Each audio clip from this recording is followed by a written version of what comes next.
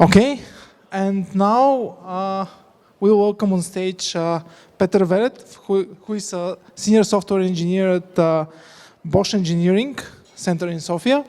And this will be the last AI session for today. I believe it will be quite insightful. Welcome on stage.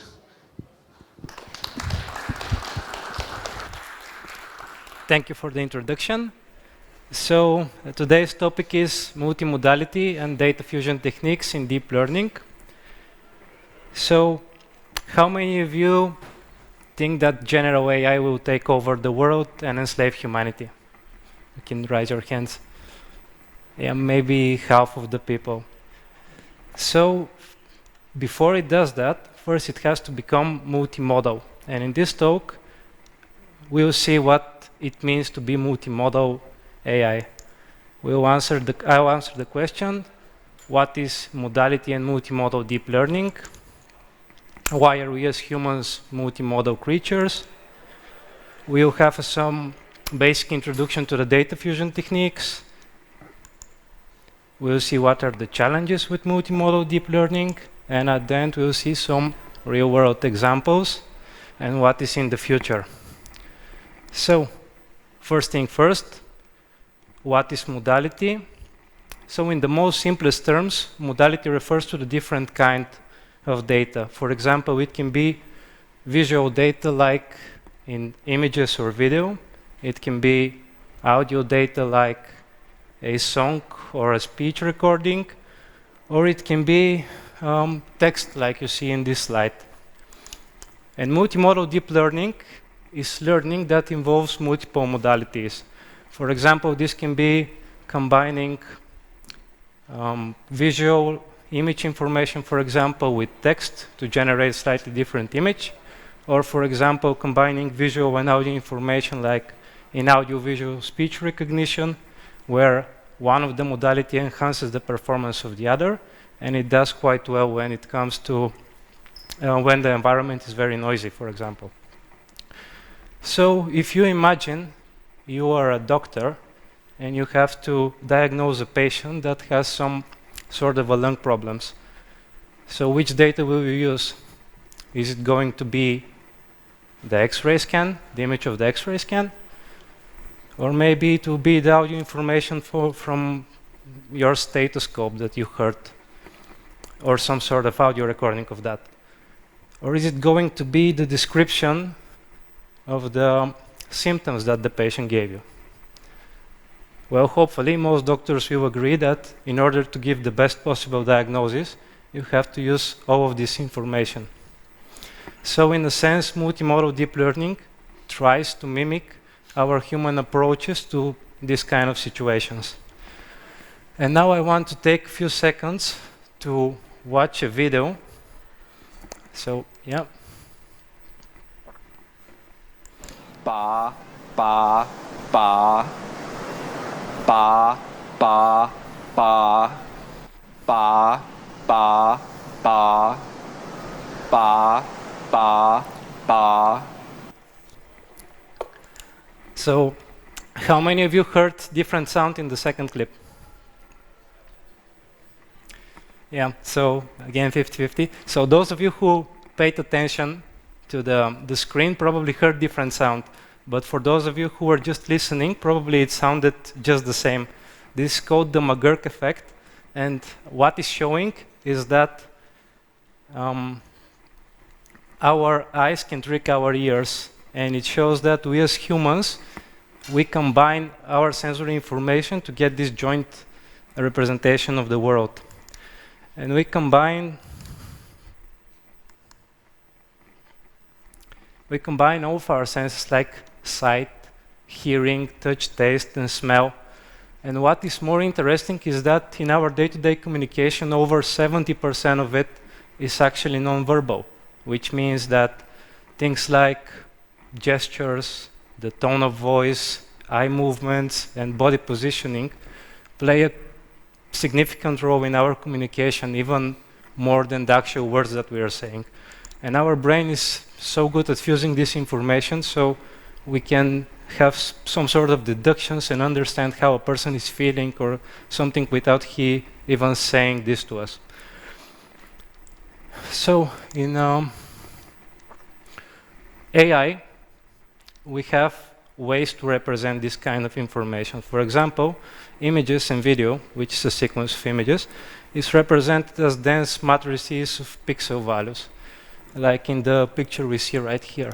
It's 3 values because it's RGB. If it's a grayscale, it will be a single value. Text, for example, is just a sequence of numbers that are actually digits in the computer memory. And often in AI, we use embeddings to create this sort of numerical vectors to represent words.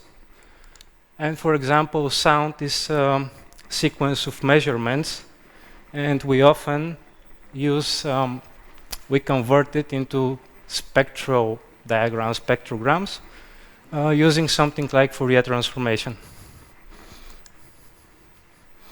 And we see great success with different algorithms. For example, convolutional neural networks are notoriously good for image classification tasks and other image tasks like object classification, object detection, object tracking, even segmentation and image generation. Transformers are very good with language. We have seen things like ChatGPT and BERT, which are quite popular right now. Also, transformers have state-of-the-art performances in other fields like visual and audio, for speech recognition, for example. Things like RNNs and their derivatives like LSTMs and GRUs are also being used for example, time series analysis or also speech recognition. And we see that all of these models are very good when working with single modality, but they are good at capturing this essence of the modality. So let's see what are these characteristics of the modality. So modality characteristics. First one is element representation. For example, our elements can be either discrete, like for example in NLP, where each word has its own distinct value, or each word or subword has its own distinct value, or continuous, like in the sound wavelength that we've seen, where each value is somewhere between a range. Also, element distribution. For example, is our data balanced or it's skewed in some sort? Do we have more of the same similar elements and less of some elements? And frequency, like, for example, do we see a lot of times the same elements, like in language? Some of the words are very often used and some are not used that often, like modality or multimodality, for example. It's a word that is rarely used. And the other thing is structure. For example, the structure can be temporal or spatial. Temporal, like in audio, where each distinct measurement has its order and the order holds information. Or spatial, like in images, where the pixels have the pixel coordinates are very meaningful for our algorithm. So hopefully now we understand that each modality has its own distinct characteristics, and each modality has algorithms that work better with it. So now let's see how we can fuse these modalities to create a multimodal algorithm. And the first approach that we can use is the so-called early fusion. In early fusion, we combine the information at the very early stage, so we combine the features from both of the modalities before we pass them to our model. And this can be very simple. It's often something like concatenation, which is very simple. And the positive sides of this approach is that it's very easy to implement, and it often can leverage these intermodality correlations very early on in the training because we pass the data together. The negative side is that we might use some of the unique characteristics of each modality. For example, if we pass modalities that are temporal by nature and modalities that are spatial by nature, the algorithm is kind of getting confused with all of this information. So if this is the case, we can use another approach, which is called late fusion. In late fusion, we have separate models for each modality, and the fusion step is after we actually do the modeling. And the fusion strategy can be something like voting or some sort of a weighted sum or some different approach. The positive side of this is that it maintains the modality characteristics, since the model is taught on the same kind of information. And the negative things is that it might not fully leverage the correlations between the different modalities. And also another negative side of this approach is that typically requires more computational power. For example, we do have to train on different stages. We have to train one model first and then the other model. And also, if we get some additional 5% better precision, for example, maybe for the most part, we're doing redundant computations using the second model, and just in those minor cases, it helps.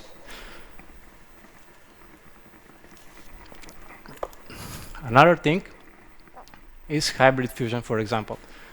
Hybrid fusion aims to leverage the positive side both from early and from late fusion, and it's very flexible approach. It can be fine-tuned for our specific use case. For example, here we can combine visual and audio information and early fuse them, then use a model, then we combine text information and use another model, and both of these models we can use late fusion to actually get our output. And this is a normal use case. For example, in our day-to-day lives, the information that we see on the internet, for example, has visual information, audio information, and text information together, like in Facebook or Instagram, for example. This is a very possible use case. So if we want to go deeper and get even more complex, we can use some intermediate approach and get not the last layer like in late fusion, but get some intermediate representation, for example, from second to last layer. And then we fuse this information, this specific information from the network, which is from intermediate representation, and then use another model to get our output. And this is not the last thing. We can also use multiple layers from one of the models and multiple layers from the other model, and this is also something that is used very commonly. And another thing is, for example, here, if we really want to make it even more complex, the fusion mechanism, for example, can be something like attention, and this is called attention-based fusion, like in transformers. And the idea here is that with attention-based, for example, in the same example, for audio visual speech recognition, it's quite okay to use this approach, because, for example, where the environment is quiet and the audio information is very good, we can use the audio information, but when there is a noise in the environment, the attention mechanism can decide to use the visual information more than the audio information. So what are the challenges in multimodal deep learning? Well, first is complexity. It's usually more complex to design such systems. They're quite difficult. They require more power. They're quite difficult to evaluate. The other one, for example, is feature compatibility.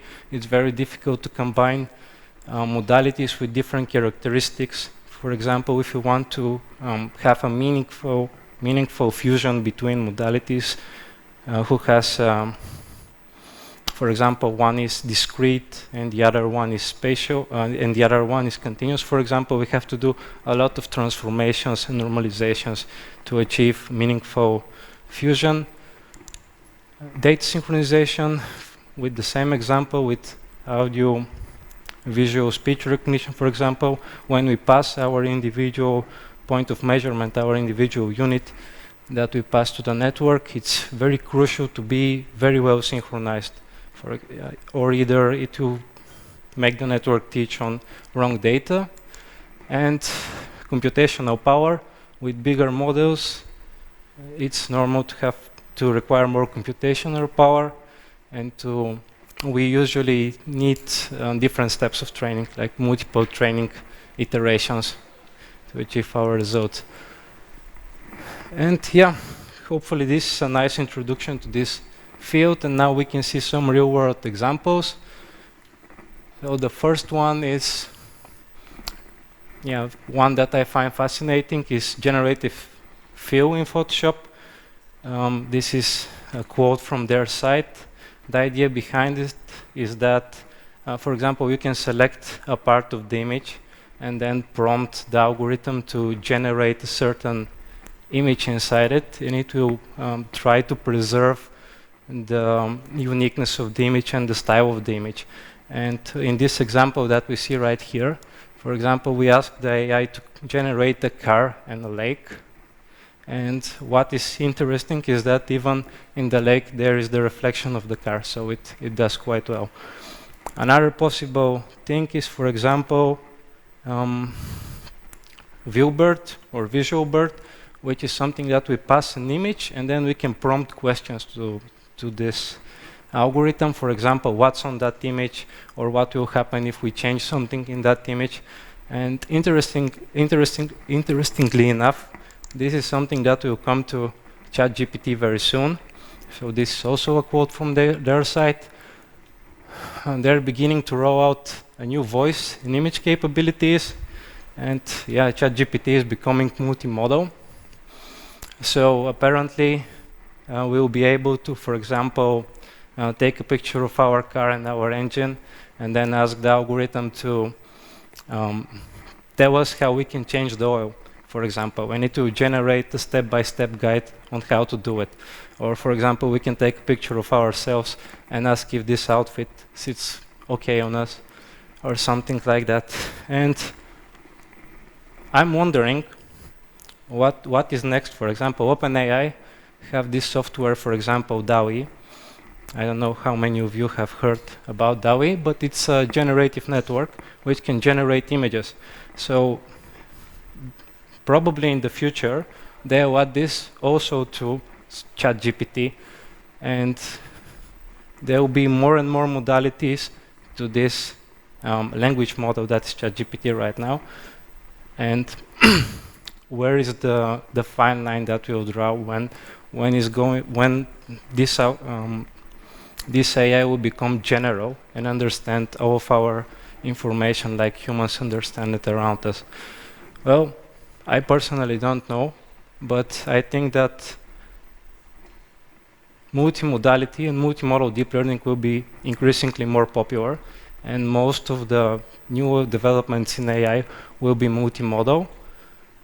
So hopefully today I was able to give you some introduction on this topic, or at least something of value. Thank you for your attention.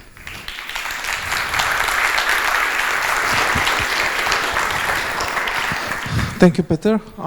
Do we have questions? I think we have like a couple of more minutes. Okay, I have a question actually. You mentioned the main challenges. So what are the basic, when you start to think in addressing these challenges, what are the standard approaches that are used there? No, it's quite difficult, and it's a topic that is rapidly evolving, so there are certain ways to overcome these challenges. For example, as I said, data compatibility is one of the main things that we need before we design such algorithms. So we're trying to find a way that we can make this data compatible, and this can be achieved, for example, like using some sort of a intermittent representation where we normalize a layer of the network, for example, and combine it with something from the other model, or hierarchical fusion is something that combines, for example, features on very early stage like the pixels from the image, with something that is very late from other network, like the last layer of another network, and it normalizes this information and passes it later to another model. So there are different ways that can be used for achieving this. If I get it right, what you're trying to say is that you unify the characteristics of the data. Yeah, you're trying to make the data similar because it's very difficult for the network to learn on different data. For example, if your values are normalized between 0 and 1, and all of these values are passed to the model, it will work okay maybe. But if the data is different, for example, one values are between 0 and maxint, for example, and the other is some sort of a normalized data between 0 and 1, it will be quite difficult for the network to adjust the weights. At least it will be difficult for the backpropagation algorithm or the thing you're using to optimize the training. And I guess that the next step is probably data synchronization or something else? Actually, data synchronization is something that you need in your data set, for example. It's you need synchronized data in order to be able to teach the network certain stuff. For example, even for us humans, it's very difficult to, like when you watch a video and the audio and video are kind of not synchronized, it's very difficult and it actually bugs us. So this is amplified when it comes to training neural networks.